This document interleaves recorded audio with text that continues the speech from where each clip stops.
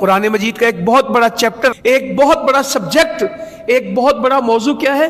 جہاد فی سبیل۔ مسلمانوں کے آج کمزور حکمرانوں نے، ہماری بزدلی کی پالیسیوں نے آج مسلمانوں کی زبانوں سے جہاد کو ختم کروا دیا۔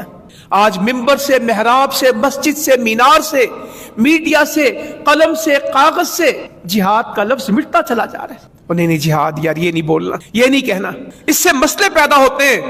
مسلمانوں، اللہ کرے ہمارا یقین بن جائے کہ جہاد سے مسئلے حل ہوتے ہیں، جہاد سے مسئلے پیدا نہیں ہوتے۔ جہاد مسائل کی وجہ نہیں ہے، جہاد مسائل کا حل ہے۔ اور پھر جہاد میں بھی اللہ تعالیٰ نے قتال کو خاص طور پہ بیان کیا کہ لڑنا مسلمانوں پہ فرض ہے۔ ماشاءاللہ 20-21 دن رہ گئے، رمضان آ جائے گا، اللہ تعالیٰ نصیب میں کرے مسلمانوں کے۔ کتب علیکم الصیام سارے کہیں گے، مگر کتب علیکم القتال ہم نے تم پہ لکھ دیا لڑنے کو، وَهُوَ كُرْهٌ لَكُمْ تمہیں پسند کوئی نہیں ہے، تم اسے ناپسند کرتے ہو۔ کتب علیکم القتال ہم نے تمہارے اوپر قتال کو، جنگ کو، لڑائی کو فرض قرار دے دیا۔ وَهُوَ كُرْهٌ لَكُمْ چیز ایسی ہے جو تمہیں پسند نہیں ہے، جو تمہیں ناپسند ہے۔ جان دینی پڑے گی، مال دینا پڑے گا، قربانی دینی پڑے گی، خون بہانا پڑے گا، اور خون کا بہنا اور شہادتیں کبھی بھی مسلمانوں کا نقصان نہیں کرتی،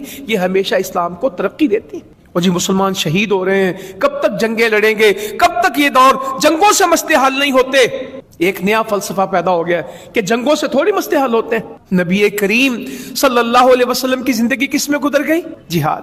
غربت کے مسئلے جہاد سے حل کیے، تعلیم کے مسئلے جہاد سے حل کیے، جغرافیہ کے مسئلے جہاد سے حل کیے، منافقین کی چھانٹی اللہ نے جہاد کے ساتھ کروائی۔ مسلمانوں کے ایمان کو تقویت ملی تو جہاد کے ساتھ ملی، جنت کا سفر آسان ہوا تو جہاد کے ساتھ ہوا، تقوی اور للہیت اور قربانی پیدا ہوئی تو جہاد کے ساتھ ہوئی۔ آج باقاعدہ کہا جاتا ہے جنگیں مسئلے کا حل نہیں ہے، ہمسایوں سے لڑ نہیں سکتے۔ بھائی اگر ہمسائے آپ سے نہ لڑے تو آپ بھی مت لڑے۔ ہمسائے آپ کا خون بہائیں، ہمسائے آپ پہ ظلم کریں، ہمسائے آپ کی عورتوں کو بیوہ کریں، آپ کے بچوں کو یتیم کریں، آپ کے نوجوانوں کی گردنیں کاٹیں، آپ کے بوڑھوں کی بے حرمتی کریں، آپ کے انسانوں کو پکڑ پکڑ کے آپ کے بھائیوں کو جیلوں میں پھینک دیں، آپ کی مائیں بہنیں بیٹیاں زندانوں کے اندر ہو، بس یہ زندان ہو، اور آپ آگے سے کہیں کہ یہ لڑنے کا وقت نہیں۔ کفر جس کو جنت نہیں ملنی، جو لڑائی سے بھاگتے ہیں، اللہ تعالیٰ کہتا ہے لا یقاتلونکم جميعا الا فی قری محصنۃ او من وراء جدر بأسهم بینہم شدید تحسبهم جميعا وقلوبهم شتیٰ۔ یہ تو کبھی تم سے لڑنا چاہتے ہی نہیں، یہ تو کبھی میدان میں آنا ہی نہیں چاہتے۔ لا یقاتلونکم جميعا یہ کبھی اکٹھے ہو کے تمہارے خلاف نہیں لڑیں گے۔ لا یقاتلونکم جميعا الا فی قری محصنۃ سوائے قلعوں میں بند ہو کے یا دیواروں کے پیچھے سے۔ میدان میں لڑنا مسلمانوں تمہارا کام ہے، یہ تو قلعوں میں بند ہوتے ہیں۔ خیبر کی لڑائی ہوئی تو قلعوں میں بند ہوئے، راجہ داہر کے خلاف ابن قاسم آیا تو قلعوں میں بند ہوئے کافر۔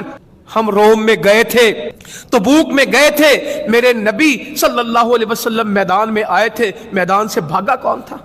ہر دور میں کافر پیچھے بھاگے ہیں، مسلمان میدان میں ڈٹے۔ او من وراء جدر یہ تو دیواروں کے پیچھے سے لڑتے ہیں۔ بأسهم بینہم شدید تم کہتے ہو سارے یہ ایک ہیں، اللہ تعالیٰ کہتے ہیں ہم نے تو ان کے درمیان میں لڑائی ڈالی ہوئی ہے۔ تحسبهم جميعا وقلوبهم شتیٰ تم سمجھتے ہو کہ یہ ایک ہیں، ہم نے ان کے دلوں کو پھاڑ دیا۔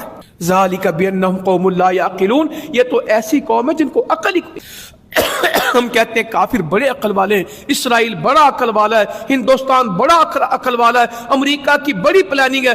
اللہ تعالیٰ کہتا ہے ان کو عقل ہی کوئی نہیں۔ ذالک بانہم قوم لا یعقلون یہ ایسی قوم ہے جن کو عقل ہی کوئی نہیں۔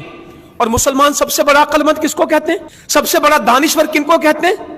سب سے بڑا سمجھدار کن کو کہتے ہیں؟ اور جی مسلمانوں کو تو پتہ ہی کچھ نہیں، ساری عقل کن کے پاس ہے؟ جاؤ مسلمانوں، جب ہم ایمان سے کھوٹے ہوئے تو ہمارے نظریات بھی خراب ہوئے، اور جب نظریے مٹ جاتے ہیں تو جغرافیہ بھی باقی نہیں رہتے۔